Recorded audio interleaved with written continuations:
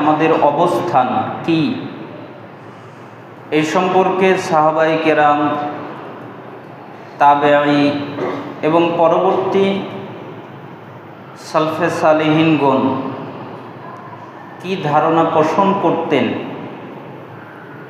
তাদের সাথে সম্পর্ক রাখাটা ঈমানের ক্ষেত্রে কতটা ঝুঁকিপূর্ণ, এ বিষয়ে আমরা জানার চেষ্টা করব। আল্লাহ সুবহানাহু ওয়া তাআলা আমাদেরকে কল্যাণ দান করুন। ইসলাম এমন একটি জীবন ব্যবস্থা যা কোরআন এবং সুন্নাহর উপরে প্রতিষ্ঠিত। এটা আমরা সবাই জানি।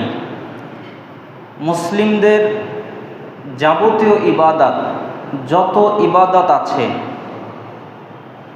যাবতীয় উৎসব, ইসলামে যতগুলো উৎসব আছে, আনুষ্ঠানিকতা এই দুইটি মূল উৎসের উপরে প্রতিষ্ঠিত, তা হচ্ছে কোরআন এবং সুন্নাহ।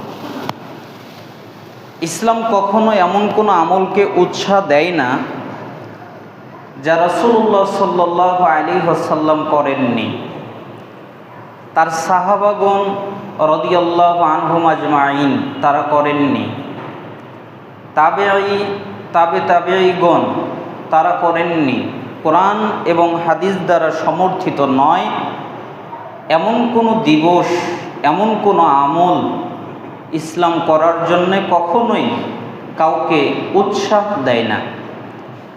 আজকাল হিজরি বর্ষে রবিউল আওয়াল মাসে মুসলিম সমাজে ঈদে মিলাদুন নবী নামে একটি দিনকে ঈদ হিসেবে পালন করা হয়, যা নবী সাল্লাল্লাহু আলাইহি ওয়াসাল্লামের জন্মদিন হিসেবে পরিচিত। কিন্তু প্রশ্ন হলো, এই দিবসটি কি ইসলামী শরীয়তের নির্ভরযোগ্য দলিল সম্মত? রাসূল সাল্লাল্লাহু আলাইহি ওয়াসাল্লাম নিজে কিংবা সাহাবারা কি কখনো এই দিবস পালন করেছেন?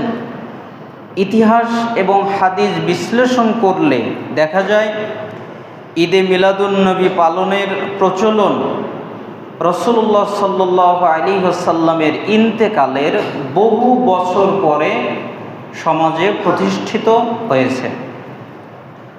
আমরা জানব যে ঈদে মিলাদুন নবী এই শব্দটি তিনটি শব্দের সাথে সম্পৃক্ত। একটা হচ্ছে ঈদ, আরেকটি হচ্ছে মিলাদ, আরেকটি হচ্ছে আন-নবী। ঈদে মিলাদুন নবী, ঈদে